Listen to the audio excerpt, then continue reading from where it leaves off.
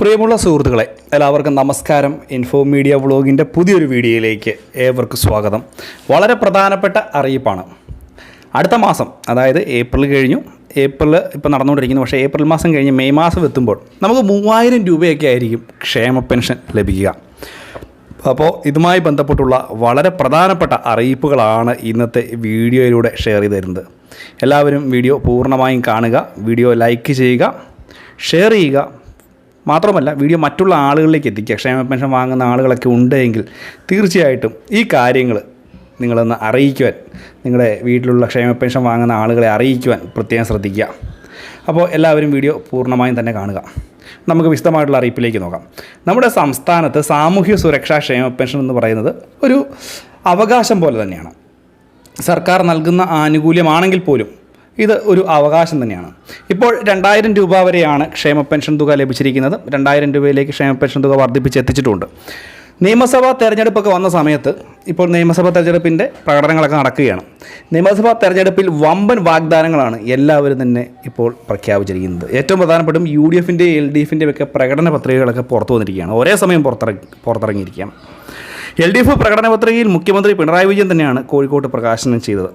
പക്ഷേ ഇതിൽ ഏറ്റവും പ്രധാനപ്പെട്ട കാര്യമെന്ന് പറയുന്നത്, ഇന്ന് രാവിലെ 10 മണിക്ക് കൊച്ചിയിൽ നടന്ന ചടങ്ങിൽ UDFും പ്രകടന പത്രിക പുറത്തിറക്കിയിട്ടുണ്ട്.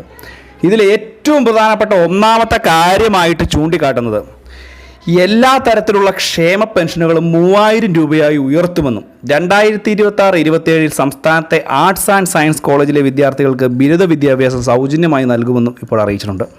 അതായത് ക്ഷേമ പെൻഷൻ്റെ തുക ഏറ്റവും കുറഞ്ഞത് 3000 രൂപയാക്കി ഉയർത്തും. അത് ഇലക്ഷൻ കഴിഞ്ഞ് ഉടനെ തന്നെ ഉയർത്തുമോ എന്നുള്ളതല്ല നമ്മൾ ശ്രദ്ധിക്കേണ്ടത്. ഈ തുക ഉയർത്തുവാനുള്ള പണം എവിടെയെന്നുള്ള കാര്യം തീർച്ചയായിട്ടും നമ്മൾ ആലോചിക്കേണ്ടിയിരിക്കുന്നു. അതേസമയം തുക ഉയർത്തുകയാണ് എന്നുണ്ടെങ്കിൽ വളരെ പ്രധാനപ്പെട്ട ഒന്ന് തന്നെയാണ് 3000 രൂപയിലേക്ക് എത്തുക എന്ന് പറയുന്നത്. സാധാരണക്കാരായിട്ടുള്ള ജനങ്ങൾക്ക് ഇത് വളരെ ആശ്വാസമാവും എന്നുള്ള കാര്യത്തിൽ യാതൊരു സംശയവും വേണ്ട. പ്രത്യേകിച്ച് ക്ഷേമ പെൻഷൻ വാങ്ങിച്ചുകൊണ്ട് മാത്രം ജീവിക്കുന്ന വലിയൊരു വിഭാഗം ജനങ്ങൾ നമ്മുടെ ഇടയിലുണ്ട്. നമുക്കറിയാം, അവർക്ക് ജോലി ചെയ്യാനൊക്കെയുള്ള ബുദ്ധിമുട്ടുകളും അല്ലെങ്കിൽ സാമ്പത്തികമായ ബുദ്ധിമുട്ടുകളും ഒക്കെയുള്ള ആളുകൾ ഈ ഒരു സമൂഹത്തിൽ ജീവിക്കുന്നുണ്ട്. അപ്പോൾ എന്തുതന്നെയായാലും 3000 രൂപ ക്ഷേമ പെൻഷൻ ഉണ്ടാകുമെന്നാണ് ഇപ്പോൾ UDFൻ്റെ ഭാഗത്ത് നിന്ന് വരുന്ന ഏറ്റവും പ്രധാനപ്പെട്ട കാര്യം. രണ്ടാമതായിട്ട് നമ്മുടെ LDF സർക്കാരും ഇതുമായി ബന്ധപ്പെട്ടുള്ള പ്രഖ്യാപനങ്ങളൊക്കെ കൊണ്ടുവന്നിരിക്കുകയാണ്. നമുക്കറിയാം, LDFൻ്റെ സർക്കാരിൻ്റെ സമയത്താണ് ഈ ക്ഷേമ പെൻഷൻ ആനുകൂല്യം 2000 രൂപയിലേക്ക് ഉയർത്തിയത്. അത് 600 രൂപയിൽ നിന്നും അത് 18 മാസത്തെ കുടിശ്ശിക ഉണ്ടായിരുന്നു. ആ കുടിശ്ശികയും വിതരണം ചെയ്ത് അതിനുശേഷം 2000 രൂപയിലേക്ക് ഉയർത്തുക, ഇപ്പോഴത്തെ സാഹചര്യത്തിൽ ഉയർത്തുക എന്ന് പറഞ്ഞാൽ വളരെ വലിയൊരു കാര്യമാണ്.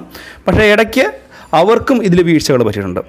അവരും ക്ഷേമ പെൻഷൻ തുക ഉയർത്തുമെന്ന് തന്നെയാണ് നമുക്ക് അറിയാൻ സാധിക്കുന്നത്. എന്തുതന്നെയായാലും അടുത്ത മാസം തൊട്ട് ഇലക്ഷൻ്റെ റിസൾട്ടൊക്കെ വന്നതിന് ശേഷം ക്ഷേമ പെൻഷൻ 3000 രൂപയൊക്കെ ആകും എന്നുള്ളതാണ് ഏറ്റവും പുതിയ സൂചനകൾ വരുന്നത്. ഇത് 5 വർഷം കൊണ്ടാക്കുകയാണോ, ഒറ്റ വർഷം കൊണ്ടാക്കുകയാണോ, ആദ്യത്തെ തവണ തന്നെ പ്രഖ്യാപിക്കുകയാണോ എന്നുള്ള കാര്യങ്ങളൊന്നും പറയുന്നില്ല. എന്തുതന്നെയായാലും ക്ഷേമ പെൻഷൻ വാങ്ങുന്ന ആളുകൾക്ക് ചില സന്തോഷം നൽകുന്ന വാർത്തകളാണ് വരുന്നത്. ആര് വന്നാലും ക്ഷേമ പെൻഷൻ 3000 രൂപ. പക്ഷേ ഓർക്കുക, ഈ വിതരണം ചെയ്യുന്ന പണം കടമെടുത്തുകൊണ്ട് ഇതിൻ്റെ ബാധ്യത സാധാരണ ജനങ്ങളുടെ മുകളിലേക്ക് തന്നെയായിരിക്കും.